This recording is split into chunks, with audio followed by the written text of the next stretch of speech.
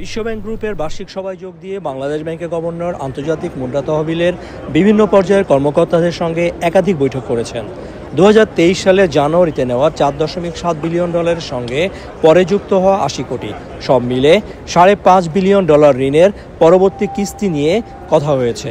তবে স্বস্তির খবর মেলে নাই। টানাপোড়েন অবশ্যই আছে, সেটা হচ্ছে যে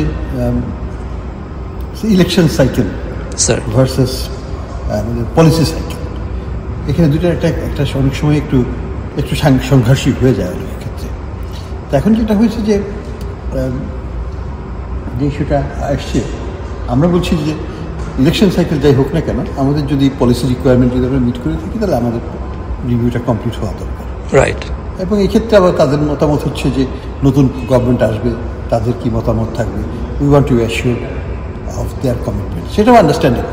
তো আমরা এই অবস্থা থেকে আছি বর্তমানে। IMF যদি ঋণ ছাড় না করে তবে তার নেতিবাচক প্রভাব পড়তে পারে অন্য উন্নয়ন সহযোগীদের সিদ্ধান্ত গ্রহণে।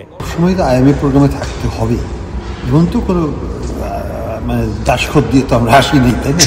আমরা আমাদের ইকোনমিক পজিশন তো চেঞ্জ হয়ে গেছে। এখন আমার ব্যালেন্স অফ পেমেন্টের জন্য IMF টাকা দরকার না। আমাকে যদি বলে আমি বলবো যে না, টাকার দরকার, আমাদের হয়তো পলিসি সাপোর্টের দরকার আছে। আমাদের হয়তো কিছু কিছু জায়গায় তার একটা পলিটিক্যাল কনসেনসাস ডেভেলপ করতে সহায়তা করতে